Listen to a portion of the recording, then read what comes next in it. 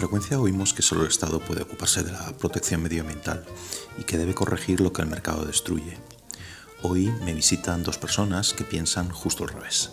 Toni Timoner y Luis Quiroga creen que la iniciativa privada es esencial para la protección del medio ambiente y han lanzado Oikos, un think tank que aborda las políticas medioambientales desde una perspectiva liberal conservadora y de libre mercado. Luis Quiroga es licenciado en Derecho y en Administración de Empresas por ICADE y máster en Relaciones Internacionales por Georgetown University. Es cofundador de una gestora de inversiones en energías verdes que gestiona más de 1.000 millones de euros en activo.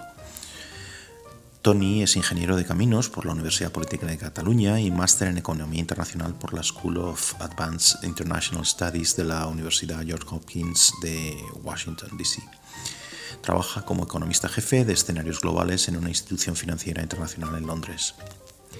Hoy hablaremos de la apropiación por parte de la izquierda, de la cuestión medioambiental, de independencia energética, de los impuestos al carbono como política verde, de Rusia y el impacto para Europa de la decisión alemana de cerrar sus centrales nucleares y de una política medioambiental efectiva basada en incentivos positivos en lugar de que activistas adolescentes nos riñan constantemente por nuestro estilo de vida. Gracias por el continuo apoyo al programa. Os agradezco más que nunca que me sigáis y que comentéis y difundáis los episodios. Si os gusta lo que veis y escucháis, dadle a ese botón de suscripción. Os dejo ahora con Toni Timoner y Luis Quiroga. Ciertos temas son monopolizados o parece que naturalmente caen en un lado del espectro político, la izquierda o la derecha, y el medio ambiente es una cuestión que parece que siempre la ponemos en la casilla izquierda, ¿no? Entonces yo siempre me he rebelado contra esto, ¿no? Y ahora hablaremos más en detalle, ¿no? sobre esta cuestión, pero os tengo que decir que el proyecto que habéis iniciado vosotros, yo no os arriendo la ganancia, porque por muchas razones es tan necesario como complicado. Supongo que no es algo nuevo que ellos habrán dicho, ¿no? Entonces, empezando por esta cuestión de las atribuciones o las apropiaciones políticas, si queréis, ¿no? ¿Por qué? Serían dos cosas, ¿no? Así para empezar, ¿no? ¿Por qué creéis que el medio ambiente, igual que otras cosas como por ejemplo el feminismo o la redistribución de renta, es algo que se suele asociar más con la izquierda política, ¿no? Eso es lo primero. Y luego, no hace esta asociación que podemos con argumentos desmontarla, yo creo que es relativamente fácil, ¿no? Pero lo que importa también es cómo los ciudadanos y los votantes perciben los issues políticos, ¿no? Entonces, si tienes una mayoría de ciudadanos que creen que el medio ambiente es una cuestión de izquierda, ¿no sería esto un primer obstáculo, digamos, para el proyecto que queréis llevar adelante? Que se perciba como algo de izquierdas. Sí. Evidentemente es un obstáculo, pero es por eso por lo que hace falta algo como Oikos. Yo empezaría diciendo eso, ¿no? Si es uno de los errores de concepto que queremos abordar. Y desde el principio hemos presentado a Oikos como una propuesta de medioambientalismo alternativa. Ahí está implícito que hay una narrativa de medioambientalismo imperante que no es, que tiene problemas, y podemos entrar a comentar cuáles son los problemas, incoherencias lógicas, confusión de términos y propuestas contraproducentes. Yo creo que hay las tres categorías en la narrativa imperante. ¿Y por qué no es bueno que esa narrativa sea la única imperante?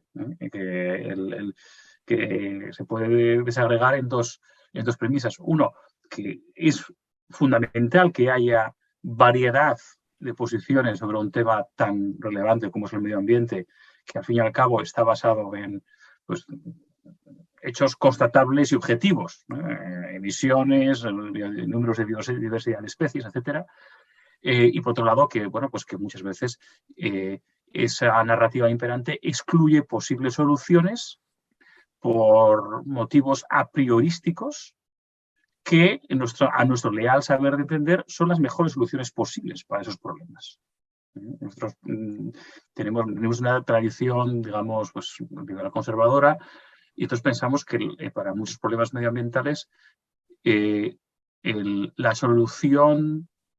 la mejor solución, y en algunos casos la única solución, va a consistir de involucrar a los actores del sector privado, más que de la acción centralista o desde arriba de los poderes públicos. Bueno, yo querría a lo que ha dicho Luis añadir que realmente aquí lo que tratamos de hacer es, como decía Luis, cubrir un vacío o incluso, digamos, hacernos necesarios porque vemos que hay unos vacíos o que hay unas narrativas o un discurso predominante que realmente, como dice Luis, no es lo que realmente llevará a buen término todo lo que tiene que ser ahora mismo una transición verde y una lucha contra el cambio climático. Sabemos que lo que hay esa narrativa viene de una inercia histórica de que el ecologismo quizás histórica o políticamente nace políticamente asociado a la izquierda cuando emerge como un movimiento postmaterialista, ahí a los años 60-70, y creo que todos los politólogos en esto lo conocéis muy bien, cuando ya trasciende ciertos, como dicen en inglés, ciertos issues materialistas y ya la izquierda busca unos elementos, digamos, de pugna política, y el ecologismo es uno de esos, ¿no? Y se añaden muchos otros que podíamos empezar a enumerar que son identitarios, son postmaterialistas. Entonces, como decía Luis, ese apriorismo, ese apriorismo no, pero esa asociación del ecologismo con lo postmaterialista, yo creo que ha llenado de confusión todo lo que tiene que ser realmente el planteamiento ecologista, que es un planteamiento materialista.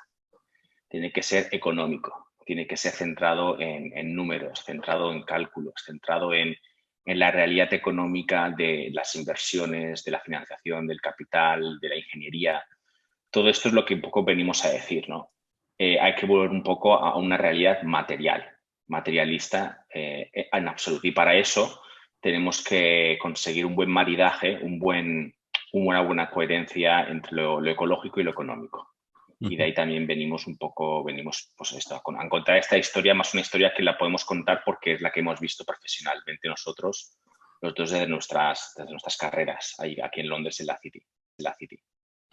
Es importante esto que dices porque, a ver, que no quede como mucho rollo, pero esto de los movimientos postmaterialistas que son básicamente los europeos de finales de los 60, principios de los 70, el pacifismo, el medioambientalismo, el feminismo, también que hemos mencionado antes, pues sí están asociados a una izquierda, incluso una izquierda alternativa, no la izquierda mainstream, ¿no?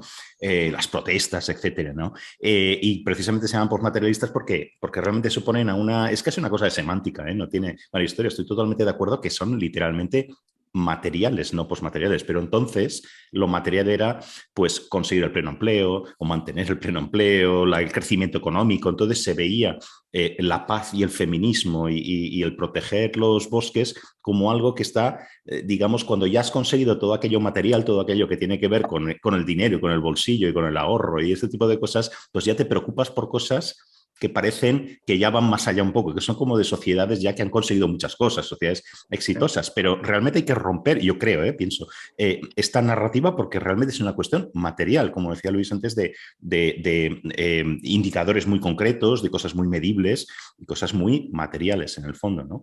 Pero también lo quería ligarlo con otra cosa, ¿no? La cuestión a mí me parece que es muy...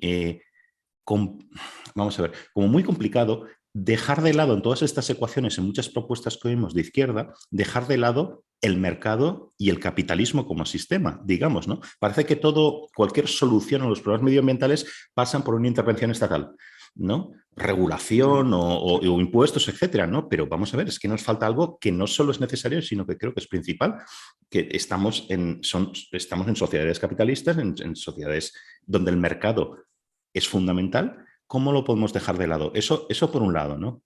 Por no hablar de esta historia del que el Estado, digamos, por hacerlo un poco simplificando, ¿no? El capitalismo contamina y el Estado resuelve. Vamos a ver, si vas a la historia, esto no es cierto. O sea, los países que tienen un historial de contaminación y de no protección del medio ambiente han sido históricamente los regímenes comunistas, en todos lados. Sí. Entonces, ¿cómo empezamos a romper esta narrativa?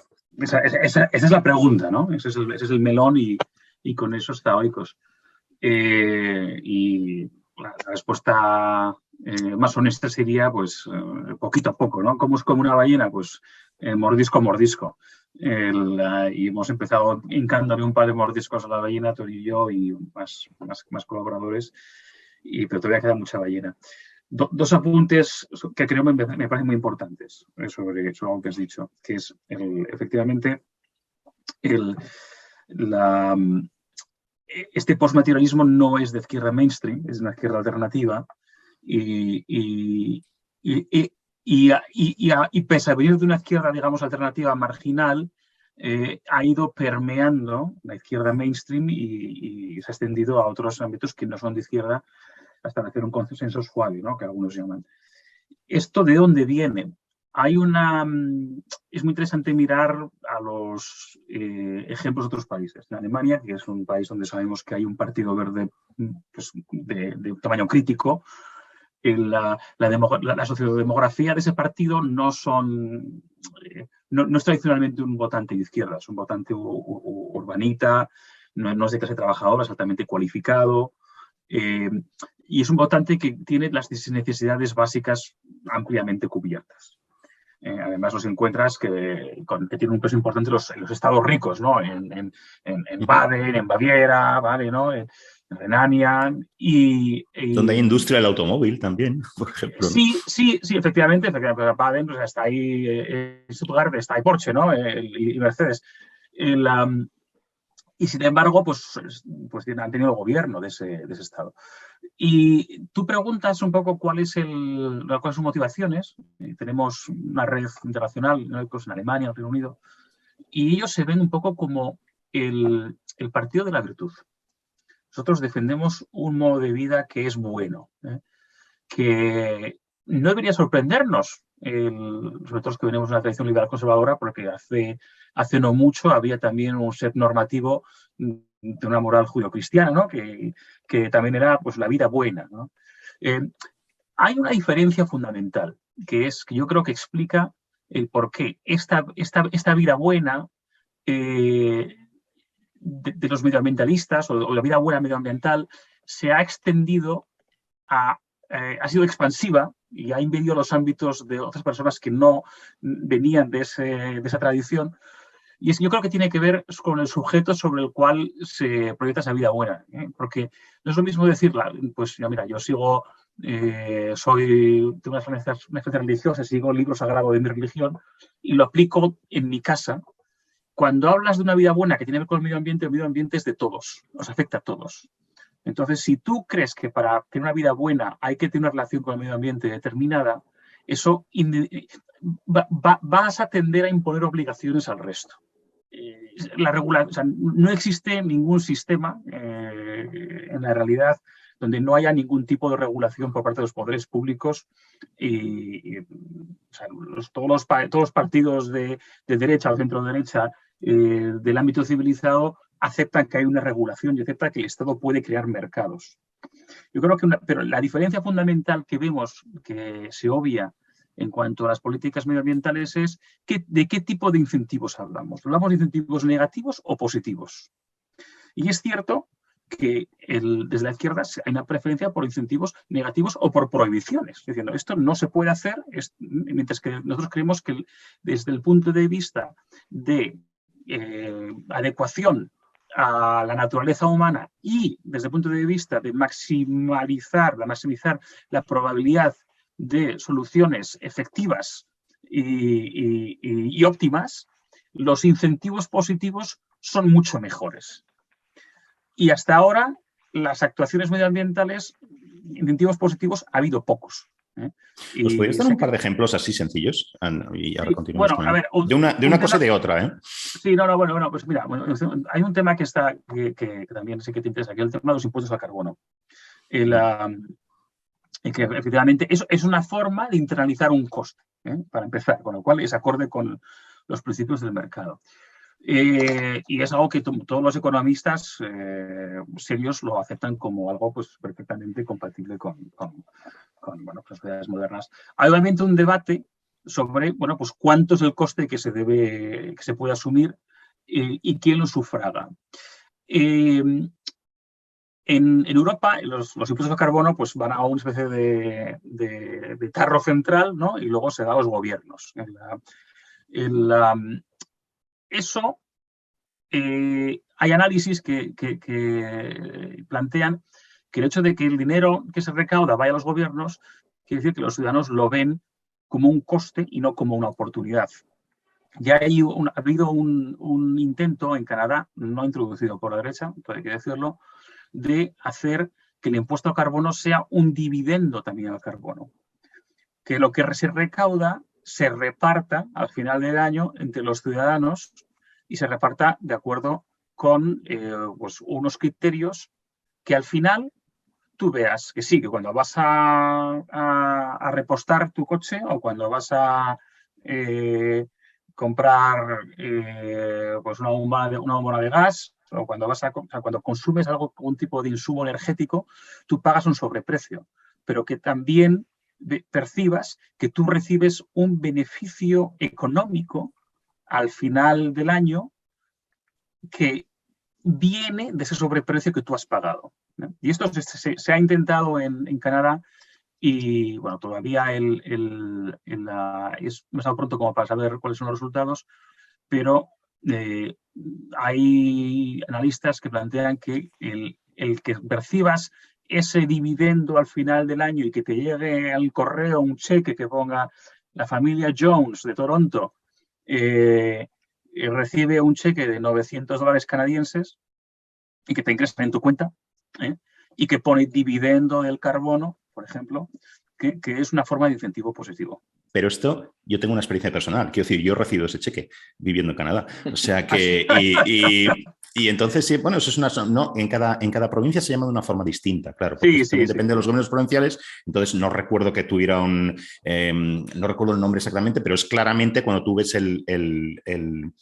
digamos, ni siquiera es una cosa como se llama un tax credit, ¿no? Es algo que tú ves cuando haces la declaración de la renta, sino que es que literalmente te llega el cheque a casa, un cheque físico, ¿no? Y entonces allí, por lo menos en Ontario, se organizaba de una forma trimestralmente, te llegaba un dinerillo, ¿no? Pues yo qué sé, que puede ser importante, que puede ser unos $100 o lo que sea, pero lo importante no es tanto el montante, sino que tú ves que te llega un cheque del gobierno que te pone lo que sea, ¿no? Por el ahorro medioambiental o lo que fuera, y lo ves claramente y asocias con esta regularidad de este pequeño dinero que te llega, que supongo que para una familia grande será más dinero, etcétera, ¿no? Este tipo de cosas, pues lo asocias con este tipo, con el carbon tax, que llaman, con los impuestos al carbono. De todas formas, aquí hay algo que sí me gustaría decir, porque el ejemplo canadiense es muy bueno y ofrece un cierto contraste con lo que se hace en Europa. Que me gustaría escuchar también a Toni, ¿no? Con esto, ¿no? Sí.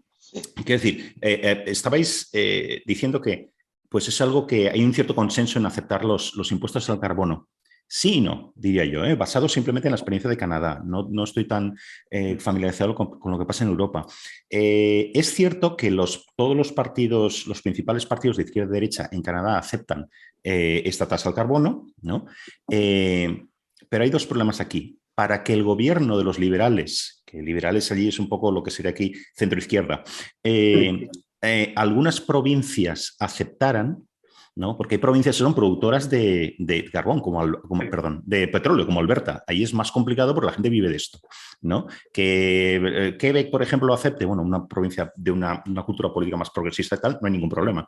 Pero para que todas las provincias lo aceptasen, si no funciona, porque el mercado es todas las provincias, ¿no? Lo que se hizo fue inventar esta historia de ir devolviendo el dinero. Esto salió de aquí, ¿no? Sí. Entonces, eso es lo que te gana a los votantes de Alberta, digamos, y de rebote al Partido Conservador. Ahora que hay unas primarias en el Partido Conservador, aunque oficialmente la política es aceptar no tocar el impuesto al carbono, la mayoría de los políticos que están, digamos, que tienen aparentemente más apoyos, vamos a ver quién va a ser el líder del Partido Conservador en un futuro próximo, digamos, la mayoría están por lo que llaman en inglés repeal the carbon tax, ¿no? Sí, Que sí, es sí. cuando lleguemos al gobierno nos lo cargamos, ¿no? A ver, esto puede ser simplemente una toma de posiciones para defender de otros, perdona, para significarte frente a otros candidatos, etcétera, ¿no?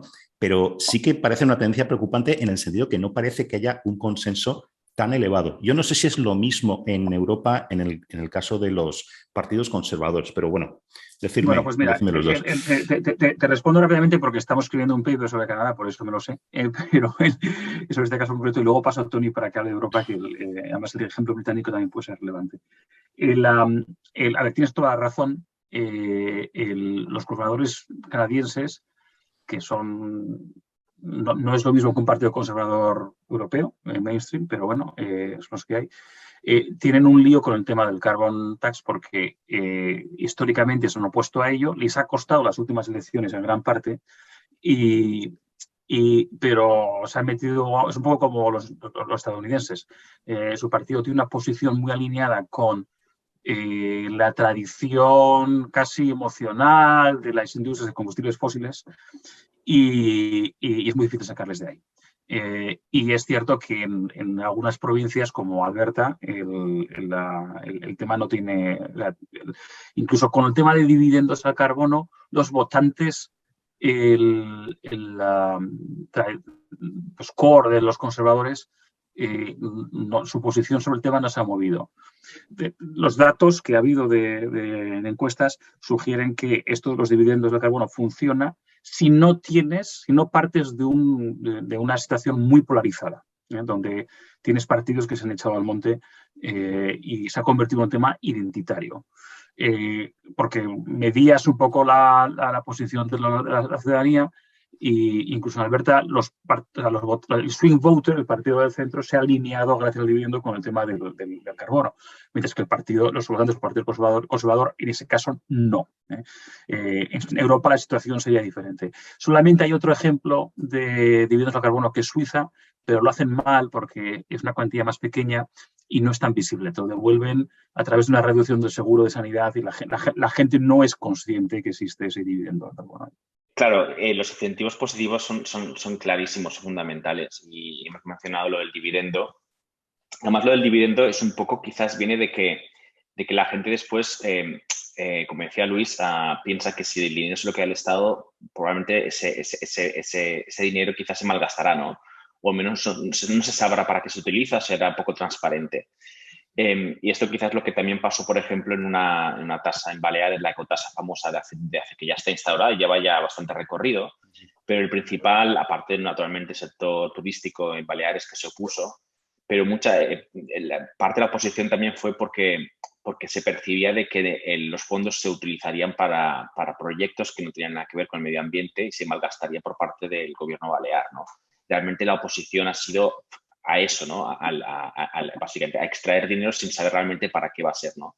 Y han tenido que aclarar mucho y hacerlo muy transparente lo que es el uso de los fondos para que haya una aceptación popular, una aceptación más que era popular por parte del turista, que el turista también, el alemán también lo aceptó, hicieron encuestas en Alemania y parece que todo el mundo estaba encantado, tanto que Alemania tiene una sensibilidad por el medio ambiente quizás históricamente más desarrollada y más mainstream. En cuanto a incentivos,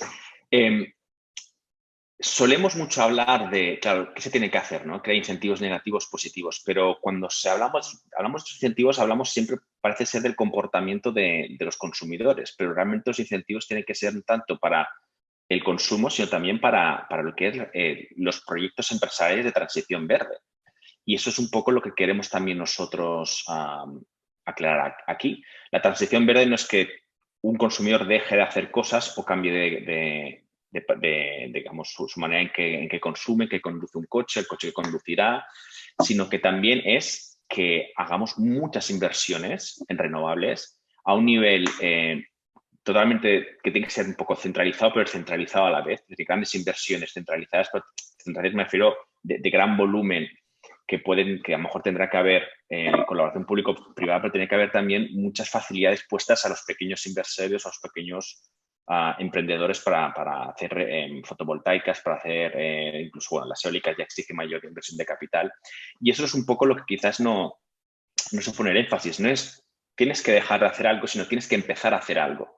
La sociedad tiene que empezar a acelerar a hacer algo, que es mayor transición verde. Y lo que estamos viendo y lo que lo hemos visto a nivel de legislación de comunidades autónomas, que al fin y al cabo, al final lo que uno se topa con las legislaciones a nivel de gobierno autonómico, es que hay muchas dificultades para el sector privado para acelerar esa transición verde. Y eso es algo que además lo queremos poner vamos a hacer un estudio de caso en Baleares en que vamos un poco a enfatizar eso. La problemática de que realmente el gobierno de Baleares ahora mismo está en manos de una alianza, de una coalición de izquierdas, y han hecho una legislación que lo que hemos identificado que es que pone palos a las ruedas de la transición verde. Porque piensa más en qué tiene la gente qué tienes que dejar de hacer en vez de que tienes que, como gobierno, facilitar que haya que hacer. Y eso es un poco lo que queremos un poco enfatizar, ¿no? Es el incentivo positivo. Y ya volviendo a tu pregunta al inicio de la pregunta, que es ¿por qué el énfasis en mercados? ¿Por qué el énfasis en el sistema capitalista, el sistema de libre mercados?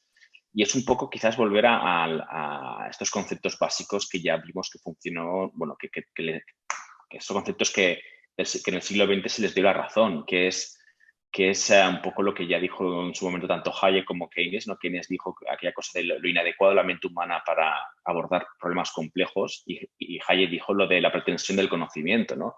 El cambio climático es... La fatal arrogancia, ¿no? Llamaba Hayek, ¿no? Sí, la fatal arrogancia, ¿no? Es tan complejo todos los aspectos económicos, medioambientales, que no lo puedes dejar en manos de una mente centralizada, de una arquitectura centralizada de planificación. Tienes que permitir que haya unas dinámicas de innovación, de emprendimiento, de movimiento de capital, de búsqueda de rentabilidades, que es lo que motiva al ser humano, lo que motiva ese esfuerzo individual, ese esfuerzo individual que puede ser por entidades empresariales o individuos, que es lo que facilita todas esas transformaciones. Por eso es importante que quede claro que las grandes transformaciones, los grandes progresos materiales de la historia económica siempre han sido esos mercados, como decía Luis, algunos mercados creados o facilitados a instancias públicas, que son los que han generado toda ese progreso material. No se habla suficientemente de la gran oportunidad económica que es esto. Estamos hablando, o sea, la transición energética es algo que no tiene precedente en la historia de la humanidad en cuanto a la cantidad de inversión que va a requerir y la oportunidad que va a suponer en su escala. Hablamos de un proyecto que vamos a tardar pues 2 generaciones como mínimo. Y además, la oportunidad no es solamente local. Ha habido otras olas de grandes inversiones, ¿no? La época de los ferrocarriles, ¿no? El siglo XIX, bien. Pero el tamaño de la oportunidad no es pues, de tu país, nacional, no es regional, ¿no? Es global. Tú inventas un cacharro para transición energética, lo puedes vender en cualquier parte del mundo. Y es algo que la mayor... Es difícil de entender, ¿no? Pero la oportunidad, como es un problema global, la oportunidad es también global. Y esta tarea, esta transición, presenta una oportunidad de creación de riqueza para todos los agentes económicos del planeta, que la mayor parte de la población pública en las sociedades occidentales, yo creo que todavía no ha interiorizado la escala de lo que es. Habéis mencionado antes la cuestión de los partidos conservadores en Europa, concretamente Alemania, ¿no? Que creo que sí, estoy de acuerdo con vosotros, es un muy buen ejemplo de muchas cosas, ¿no? Entonces, a ver, ¿hasta qué punto también los partidos conservadores, intentando posicionarse como en esta narrativa que hablábamos antes, ¿no? Como oye, el conservadurismo puede, debe, es medioambientalista también, ¿no? ¿Hasta qué punto, por ejemplo, lo que pasó en Alemania, lo que ha pasado y sigue pasando en Alemania, no es también un poco lo que se suele decir en ciencias sociales, overshooting, ¿no? O sea, el irte casi al extremo, ¿no? Y equivocarte porque quieres ganar mucho terreno, ¿no? Por ejemplo, después de lo que pasó en Fukushima, en Japón, el desastre de la central nuclear allí, ¿no? Bueno, esto tuvo consecuencias políticas y en la opinión pública en todas partes, ¿no? Una de las consecuencias que tuvo fue que en Alemania se aceleró o, digamos, se tomó la decisión por parte de un gobierno conservador de Merkel, ¿no? De cerrar es dejar que las centrales nucleares del país lleguen a su vida útil y ya no renovar esto o no construir otras, ¿no? Bien, entonces, y sustituir toda esta energía, digamos, por renovables, etcétera.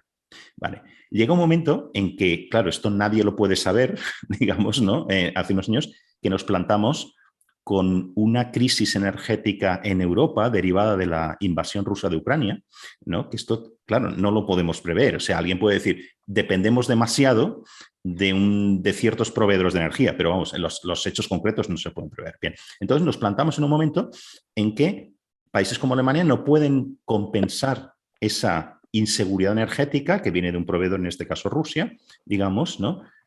¿Y qué hacen? Empiezan a utilizar fuentes de energía que son las más contaminantes de todas, que son, por ejemplo, el carbón. Y ahora mismo Alemania está quemando mucho más carbón, utilizando mucho más carbón, que es lo más nocivo para el medio ambiente en términos de polución, ¿no? De lo que lo hacía nunca, ¿no? Entonces, quizás es un ejemplo, no sé hasta qué punto es extrapolable, pero quizás es un ejemplo de enfocar mal las prioridades o la política medioambiental. ¿Cómo lo veis? La energía nuclear yo creo que es uno de estos temas que se dice en política americana el tercer raíl, ¿no? del tren, ¿no? Que es porque puedes electrocutarte, sobre todo cuando hablas con ecologistas, ¿no? Es todo ecologistas de izquierdas. Yo creo que la versión más...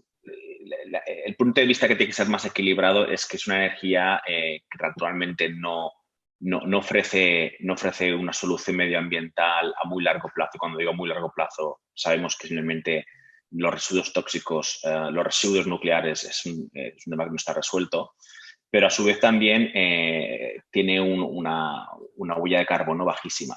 Y además también resulta que en cuanto a número de accidentes, muertos, incluyendo todos los casos posibles de cáncer que ha habido desde Chernóbil hasta Fukushima, las causas relacionadas directa o indirectamente con los accidentes nucleares es ínfimo comparado con las muertes relacionadas con otros usos energéticos, sobre todo de combustibles fósiles. Yo creo que la energía nuclear debe verse bajo los lentes de una energía quizás puente de transición que puede ayudar un poco a resolver o al menos a mitigar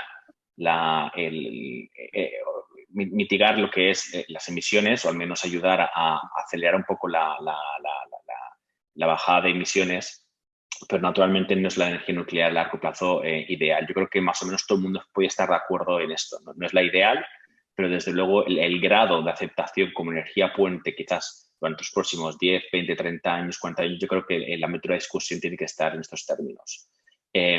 Alemania, dentro de Alemania hay muchas personas que a mí mismo han dicho, han reconocido ese error histórico estratégico de haber cerrado, como tú has dicho, no haber prolongado la vida útil de las nucleares. Y así lo hemos visto entre grupos incluso ecologistas que simplemente han dicho, ves, ahora tenemos, y lo acabas de decir correctamente, ahora tenemos que quemar carbón. Es cierto que cómo quemas el carbón no es lo mismo como lo haces en Alemania, como lo haces en la India, ¿no? O sea, unas técnicas y unas ingenierías muy distintas, ¿no? Pero sí, en ese sentido sí. Yo creo que por eso nosotros desde ECO siempre decimos que el ecologismo tiene que ser muy a largo plazo y a largo plazo con una visión pragmática realista, entendiendo que habrá pues meandros, habrá ups and downs, ¿no?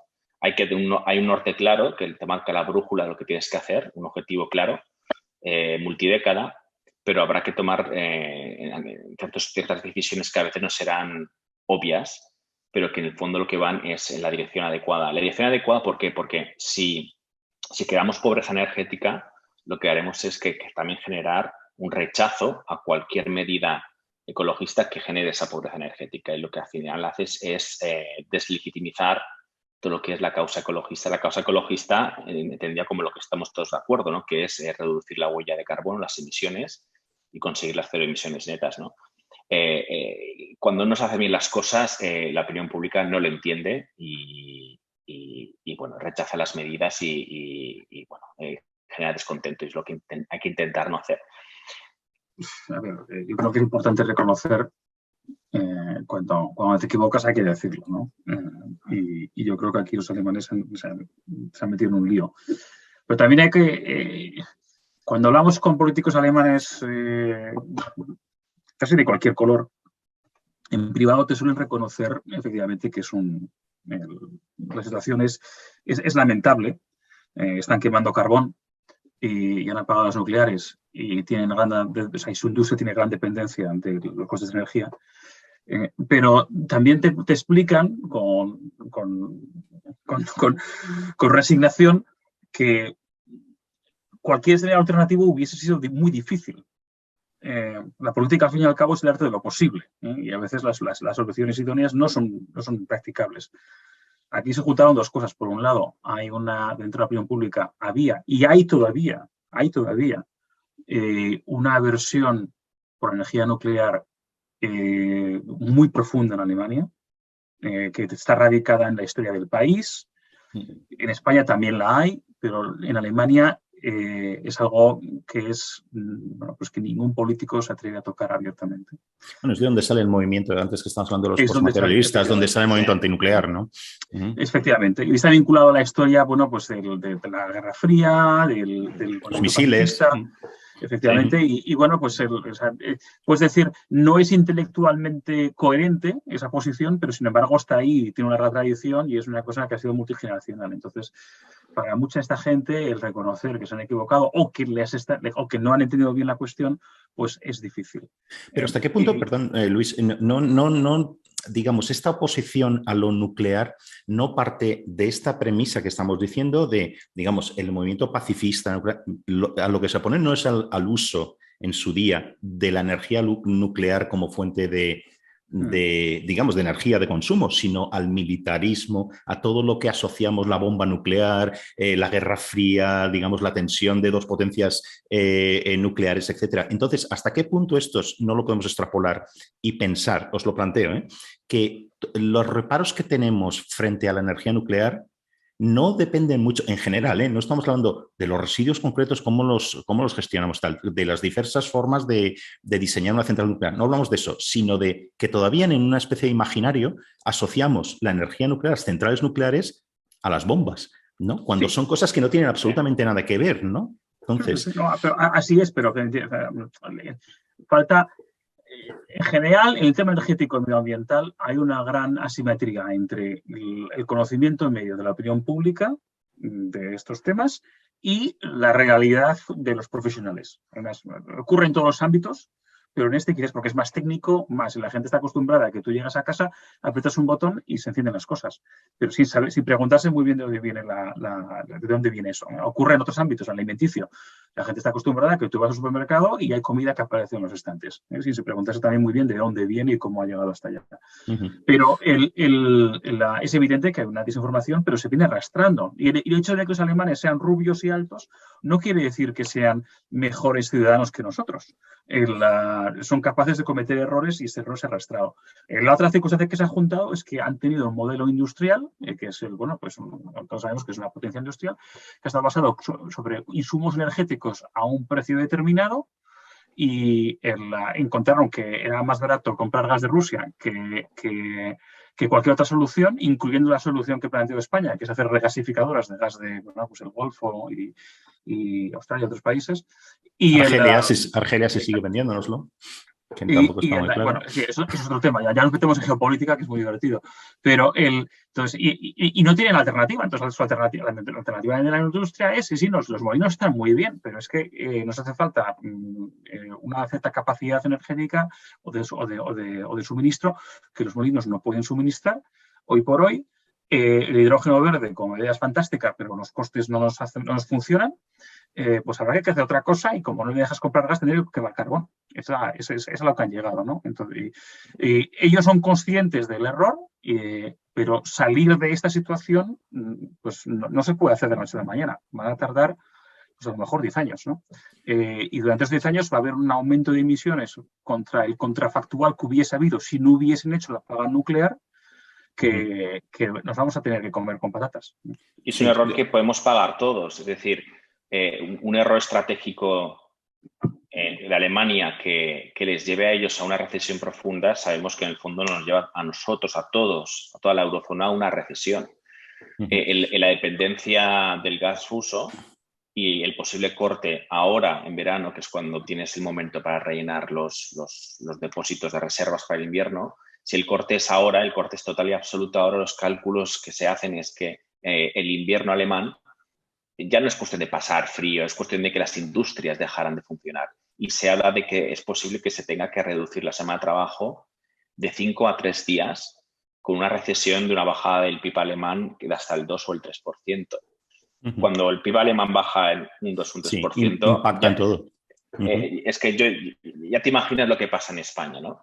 O sea, y cuando hablamos de reducir una semana de trabajo, hablamos ya de todo lo que esas disfuncionalidades económicas que la gente recuerda de los 70, ¿no? Cuando, sobre todo en países como Reino Unido, donde no había electricidad para funcionar más allá de 3 o 4 días a la semana. Entonces, ese error estratégico, claro, lo podemos ver ahora desde la distancia pensando, los alemanes se han equivocado, nosotros hemos acertado. Los alemanes se han equivocado, también nosotros nos vamos a sufrir su error. Lo sufriremos todos. Y eso es problemático para toda la eurozona y para toda la Unión Europea. Bueno, como sabes, yo tengo una empresa que se dedica a hacer inversiones en energías limpias. Nosotros, internamente, cuando hacemos los números para un parque eólico nos salen casi en cualquier parte de Europa, sin subsidios. Los números para una central nuclear, que no hemos invertido en centrales nucleares, si nos lo planteamos, no saldrían, ¿vale? Nosotros solemos decir que apagar centrales nucleares suele ser una mala idea, por lo que hemos comentado, si siguen en condiciones de funcionar. O sea, apagarlas antes de tiempo, me refiero. Pero construir las nuevas, de momento, con la información disponible, también es mala idea porque los números no salen tan bien. Sin embargo, cuando hacemos esos números, hay que tener en cuenta que no es lo mismo la calidad de suministro de un parque eólico que la calidad de suministro de una central nuclear. Es decir, cuando yo hago los números de una inversión en un parque eólico, yo, cuando sopla el viento, genero y vendo esa energía, pero cuando no sopla, no es mi problema. Es el problema del sistema. Y ese coste para el sistema, que si quiere llegar a 100% renovables o 100% energías limpias, va a tener que hacer unas inversiones adicionales en sobrecapacidad, en almacenamiento, etcétera. Ese coste no está en el modelo financiero. Pero es un coste que existe para el sistema, ¿no? Entonces, eso mismo no está incluido. ¿Qué quiere decir con esto? Algo que hemos aprendido durante la pandemia, que es una palabra que se olvidó, pero que ha aparecido, que se ha importado del anglosajón, pero es la resiliencia. Muchas veces en estas decisiones económicas no la hemos tenido en cuenta. No hemos tenido en cuenta qué es lo que pasa cuando no tienes tus cadenas de suministro en Europa y tienes que traer las cosas de Asia en situaciones pues, de gran disrupción. Y no hemos tenido en cuenta qué es lo que pasa cuando tienes que hacer decisiones energéticas en escenarios que te sobrevienen. En España, como sabemos, tenemos una limitada capacidad de interconexión de gas entre España y el resto de Europa. Hubo un proyecto de gasoducto, el Medcat, que pasaba por Pirineos, que tuvo problemas de objeciones de ecologistas por protección de especies y demás, que también se puede, o sea, es un caso interesante sobre comparar, bueno, cuál es el interés mayor de la rana o del Pirineo o del cambio climático, pero los números no salían. Los números salían pues porque no se tuvo en cuenta el valor intrínseco que podía tener ese gasoducto en una situación de crisis como la actual. Antes habéis hablado de las cosas, muy al principio, de aquellas cosas en las que hay un cierto consenso, que todos deberíamos estar de acuerdo, ¿no? Respecto a las políticas medioambientales. Yo creo que esta es una de ellas, ¿no? Esta cuestión que tú mencionas ahora de la interconexión energética. Y podemos poner también otro ejemplo que es muy, muy claro. Por ejemplo, en Dinamarca es una potencia eólica, ¿no? tiene una capacidad instalada muy grande, además exporta a lo bestia los molinos, etcétera, ¿no? Pero al mismo tiempo es un país muy pequeñito, o sea, con una población relativamente pequeña. Es un país que tiene menos de 6 millones de habitantes, ¿no? Entonces, en un momento dado pasa, un poco como pasa en España también, que la energía, la parte del porcentaje de energía que viene de renovables puede ser muy alta, tan alta que pasa el consumo del país en ese día, por ejemplo, ¿no? En unas horas determinadas, etcétera, ¿no? Como sabemos, la energía no se puede almacenar, ¿no? Hasta que Elon Musk nos venga con unas baterías muy eficientes, no se puede, ¿no? Entonces, toda esta cuestión se pierde. ¿Qué ocurre en Dinamarca? ¿Qué ocurre en general en los países nórdicos y también en el norte de Alemania, ¿no? Que, como sabéis, están interconectados. Entonces, en un momento dado, esa capacidad excesiva o esa energía excesiva que no se puede consumir en Dinamarca en un día concreto, bueno, pues te la puedes vender a Suecia o se la puedes vender a Alemania, ¿no? Hay una red, ¿no? En España, que también estamos en una situación parecida, que, bueno, de vez en cuando leemos estos titulares, yo hace tiempo que no leo esto, ¿no? Pero España ha generado hoy el 100% del consumo en tal, solo de renovables, ¿no? ¿Qué pasa con esto? Porque nosotros no estamos interconectados. Entonces, si hay un cierto consenso, es que yo no me puedo imaginar que alguien desde ninguna posición política se pudiera oponer a esta política de crear las infraestructuras para interconectar, tener un verdadero mercado interconectado en Europa. ¿Por qué no se hace? Porque esto no es una prioridad absoluta, por muy cara que sea y por muchas consideraciones respecto a la fauna, los hábitats naturales, etcétera, que existan, ¿no? ¿Por qué no se apuesta ¿por qué esto no es la política número uno de los países en sí, de los miembros de la Unión Europea y de la Unión Europea en sí, esta interconexión energética? Forma parte de las líneas estratégicas de fondos, pero también tienes que tener acuerdo de países fronterizos y no sé exactamente los detalles de la posición francesa, pero quizás a Francia no le interesa tanto comprar energía eólica cuando tiene una fantástica base nuclear. 75%, creo, ¿no? Viene de la nuclear, ¿no? Entonces, quizás hay que plantearse, bueno, asumiendo que estamos muy bien conectados con nuestros colegas portugueses, tenemos que asumir que la península ibérica tendrá que ser una isla energética o va a sufrir las limitaciones de una isla energética en cuanto a conexiones eléctricas, naturalmente. Pero de pequeño tamaño, claro, porque el mercado de Portugal no es el mismo que podría ser el de... Sí, no, habría que considerar el mercado ibérico, ¿no? Y las conexiones quizás habría que incluso plantearse a lo mejor vender electricidad renovable a Marruecos y Argelia. Yo creo que Tony ha dado en el clavo. Aquí el elefante en la habitación o la rana en la habitación es Francia, ¿no? Porque estábamos hablando de consideraciones de seguridad nacional o seguridad energética, y Francia es de los pocos países de Europa que es casi autónomo desde el punto de vista energético. Y está en el medio de Europa. Si quieres mover cualquier electrón desde Dinamarca a España, que tendría mucho sentido, porque sí, Dinamarca está interconectada y tiene un montón de parques offshore, pero la correlación del perfil de generación del Mar del Norte con los países vecinos es muy alta, porque es la misma región y es el mismo ámbito climático. Entonces, si se cae, o sea, si cuando llega el viento por Irlanda, los daneses saben que pues, un día después van a empezar a generar ellos. Y cuando se acaba, pues también lo ven. Entonces, incluso en estos países altamente interconectados, los modelos muestran que tienes que tener capacidad para asumir periodos de 5 días como mínimo sin generación de renovables, y eso es mucho. Eso con baterías es hoy por hoy imposible. Y podéis decir, bueno, pues entonces meto solar fotovoltaica de sur de Europa. Pero Francia está por el medio y bueno, pues Francia, ¿qué incentivo tiene para hacerlo cuando ellos son ya autónomos? Sí. Los británicos, que lo han reconocido, porque los británicos le han metido también mucho al offshore, a la eólica marina, pero tiene el mismo problema de patrones de generación que tienen los daneses. Hay un proyecto que todavía no está aprobado por el gobierno británico, pero bueno, está teniendo bastante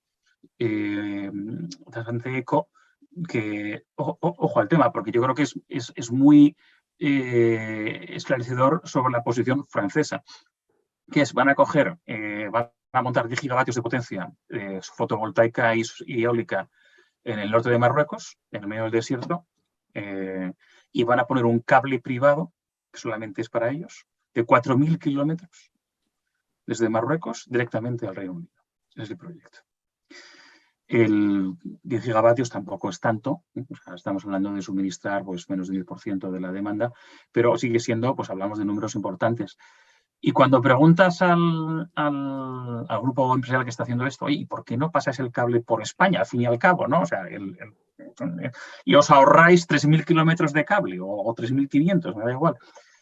Y dicen, no, pues mira, por Francia, porque queremos evitar a Francia, porque queremos que este cable sea nuestro, tenemos seguridad energética y sabemos que Francia no tiene ningún interés en compartir esto, ¿no? Porque si ellos comparten si compartimos los electrones con ellos, también ellos tienen que compartir los suyos con nosotros. Pero todo esto no apunta a una ineficiencia en muchos niveles, quiero decir, económica, de puro rendimiento económico, de economías de escala que no están, de incluso cooperación política, quiero decir, todos los temas, sabemos, los temas medioambientales, al final son temas multilaterales, no los estados independientemente no pueden resolverlos, ¿no? Y entonces, y como mínimo es muy caro. Esto yo no conozco el proyecto, Luis, que tú estabas diciendo, pero me da la impresión de que algo alternativo que se podría pensar, ¿no?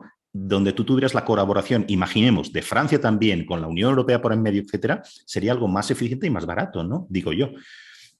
Hay un residual de nacionalismo energético en Europa, que es de lo poco que queda, un poco que precede al espíritu de la Unión Europea, ¿no? Cuando empezaron Francia y Alemania aquello de intercambiemos acero y carbón para que nunca se produzcan balas ni tanques, sino que para que se produzcan industrias y acero para construcción, ¿no?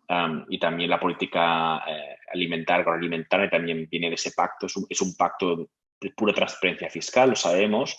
En energía quizás es de estas áreas donde todavía existe ese concepto. Hasta hace poco lo hablábamos mucho del campeón nacional, cuando hubo las fusiones y hubo esa interferencia de los estados para proteger a sus campeones nacionales.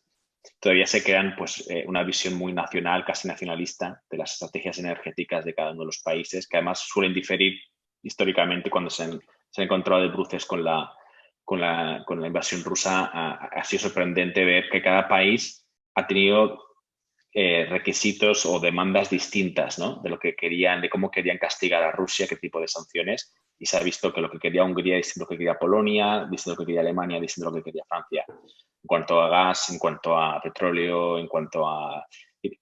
Siempre quiero decir que soy más optimista sobre la capacidad del sector privado de innovar y de crear soluciones que sobre las perspectivas o las probabilidades de que geopolíticamente se dejen de lado estos intereses nacionales. Piensa, al fin y al cabo, se habla mucho de una fuerza de defensa a nivel de la Unión Europea conjunta, ¿no?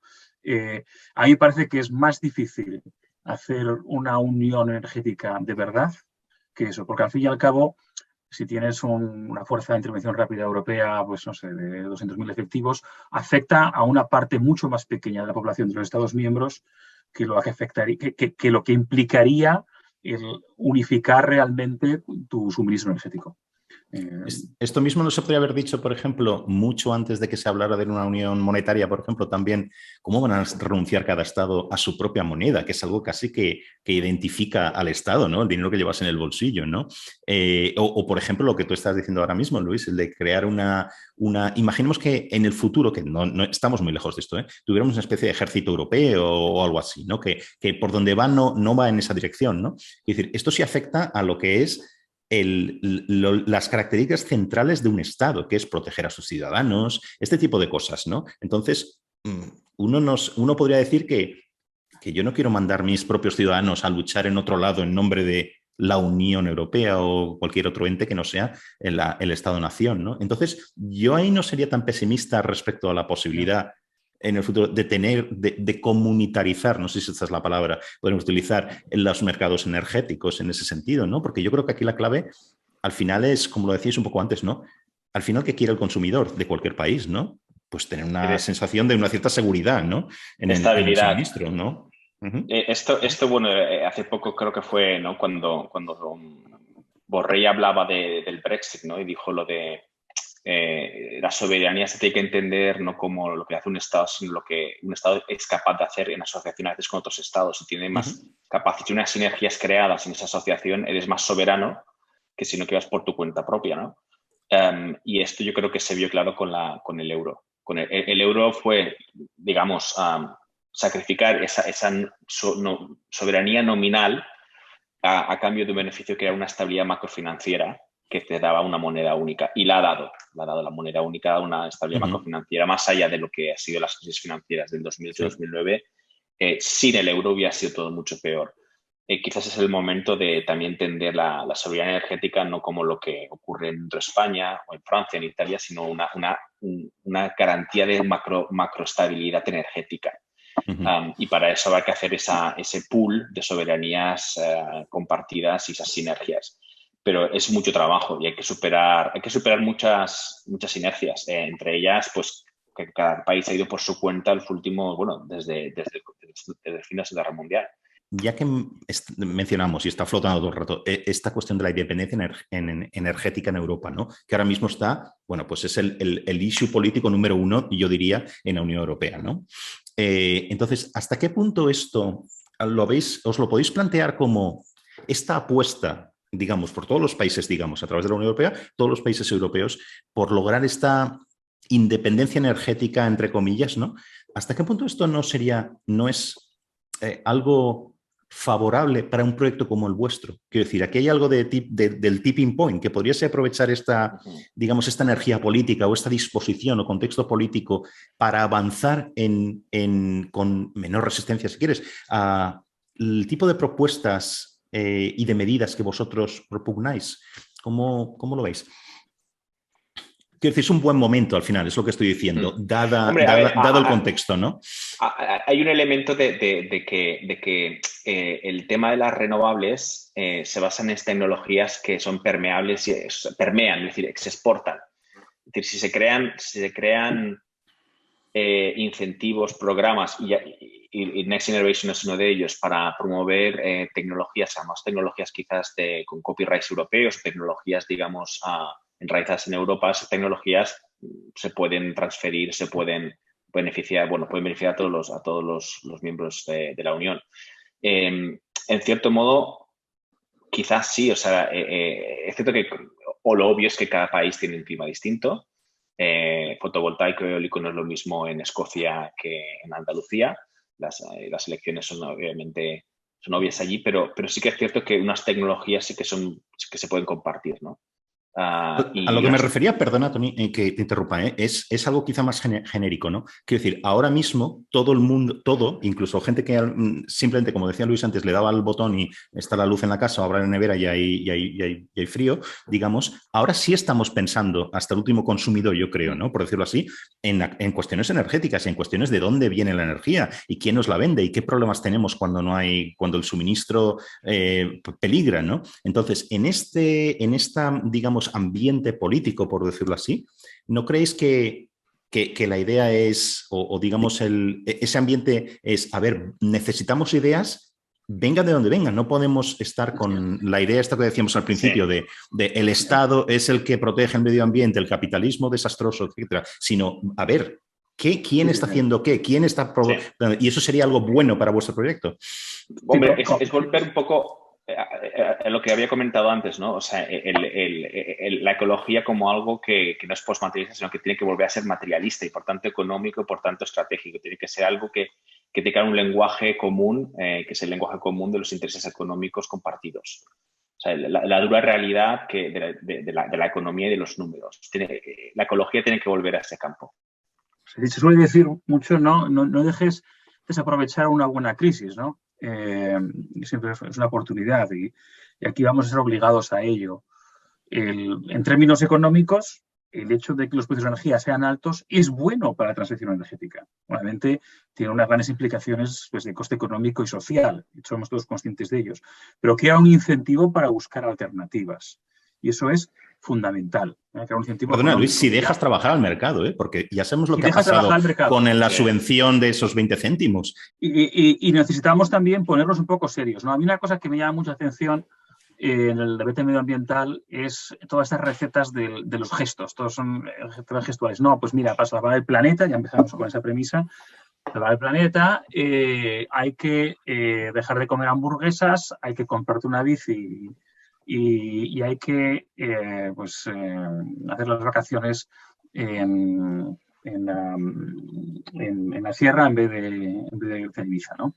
Tú no eres muy amigo de Greta Thunberg, ¿verdad, Luis? No, bueno, bien, no, o sea, pero me sigues. Bueno, entonces, o sea, con este buenismo de los pequeños gestos, pues hombre, tú lo metes unos modelos y a lo mejor pues sí caen emisiones efectivamente, pero no solucionas el problema del cambio climático. Hay que ser claros con esto. Entonces, como estamos en una situación bueno, podemos llamarlo de ecología de guerra, tenemos un paper, aquí pequeña cuña de un paper que tenemos sobre el tema, pues hace falta dejar los gestos de lado y de lo simbólico y ser pragmático y hacer cosas que funcionan. Y eso yo creo que va a ser un efecto a largo plazo positivo para la transición energética. Lo decía el propio ministro de Energía del Reino Unido hace pues, un par de meses, que decía, esto ya no va de net cero, ¿no? De emisiones netas cero. Esto va de seguridad nacional. O sea, olvídate de los gestos. Si queremos acelerar la transición energética, la involucración entusiasta y masiva del sector privado en todos los países es fundamental. Y el hecho de que tengamos precios de energía altos y que haya, coyunturalmente, y que haya una percepción sobre las consecuencias de seguridad nacional sobre esto es un gran incentivo para ello. O sea, la gente ahora, como tú dices, es consciente del problema, ¿vale? Y la gente empieza a pensar en ello. Y sabemos, porque les lo ha demostrado 50 veces, que cuando los humanos empiezan a pensar sobre algo, antes o después encuentran no una, sino múltiples soluciones. Y hay una competencia entre las diferentes soluciones. Y bueno, pues algo emergerá.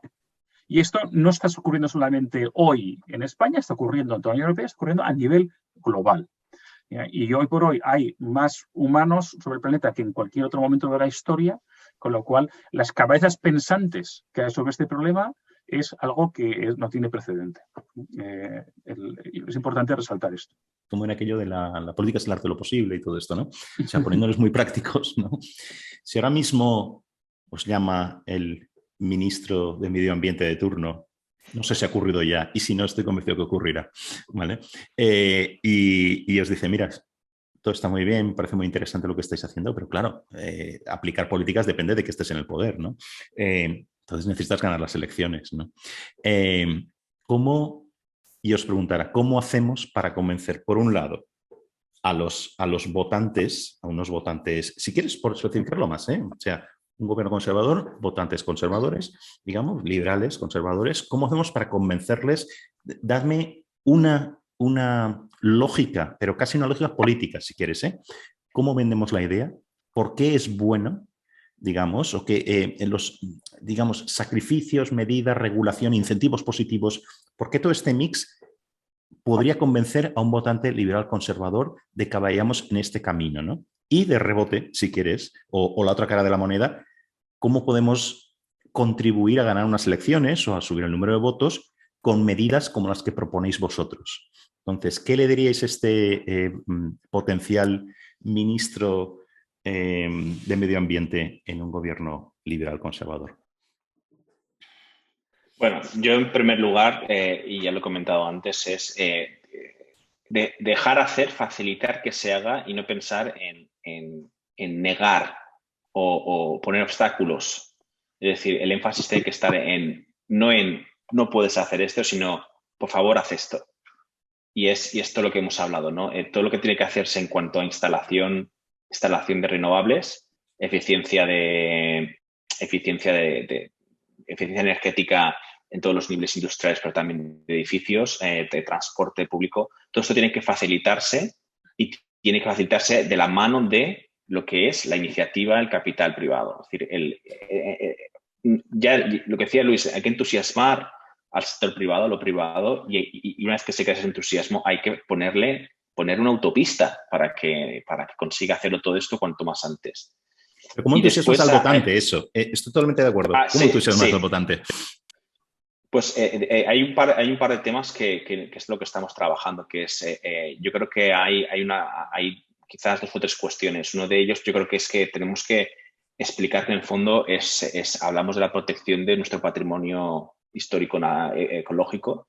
Es decir, si el votante conservador puede, digamos, si es cierto, y así lo queremos, tiene unas señas de identidad de apego a la historia de la nación, tenemos que explicarles que eso tiene un componente medioambiental y de biodiversidad que tenemos que incorporarlo a ese concepto de nación. Y por tanto, al proteger el medio ambiente, protegemos la nación. Y después hay una cuestión también de valores conservadores que ayudan un poco a solucionar el dilema temporal o el dilema de horizonte temporal que tiene el cambio climático y la lucha contra el medio ambiente. También si creemos la nación como aquel ente que se enraiza en el pasado, mira el futuro y a su vez también se cuida del presente, el cambio climático, ese esfuerzo que nos exige ahora para el futuro, encaja muy bien en esos valores de conservación, de conservador político, que busca esa solidaridad intergeneracional, esos vínculos entre generaciones pasadas, presentes y futuras. Y una cosa que me he dado cuenta este año es que ha nacido mi hija, y mi hija, cuando acabe el siglo, tendrá la misma edad que tienen mis padres hoy. 78 años. Yo en el trabajo hago escenarios económicos, escenarios climáticos. Todos acaban en el año 2100. No hay nada más allá del año 2100.